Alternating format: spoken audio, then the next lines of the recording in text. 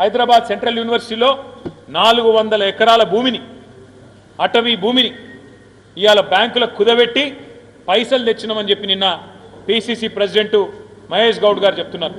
కానీ మళ్ళీ ఇంకా కూడా స్వయంగా పిసిసి అధ్యక్షుడే చెప్తుంటే కుదబెట్టినామని ఏం లేదని చెప్పి ఇంకో మంత్రి గారు మాట్లాడుతూ ఉన్నాడు.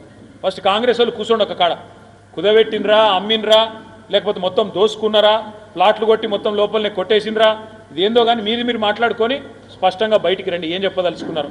మేము స్పష్టంగా ఆరోపిస్తూ ఉన్నాం.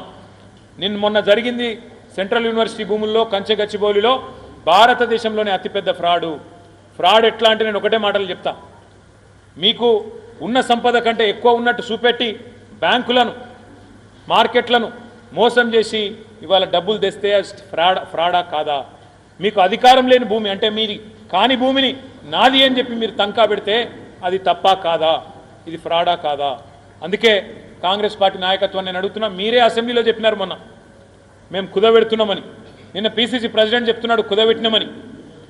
అందుకే కాంగ్రెస్ పార్టీ యొక్క అవినీతిని బయట పెడుతూనే ఉంటాం, ప్రజా పోరాటాలకు మద్దతుగా ఉంటాం. మా పార్టీ మరొక 25 ఏళ్ల పాటు చెక్కు చెదరకుండా ఉండే విధంగా సుశిక్షితులైన కార్యకర్తలను, సైనికులను తయారు చేసుకొని ముందుకు పోతాం. మీడియా కూడా మాకు ఉద్యమంలో సహకరించింది, అధికారంలో ఉన్నప్పుడు సహకరించింది, ప్రతిపక్షంలో కూడా మీరు సహకరిస్తున్నారు.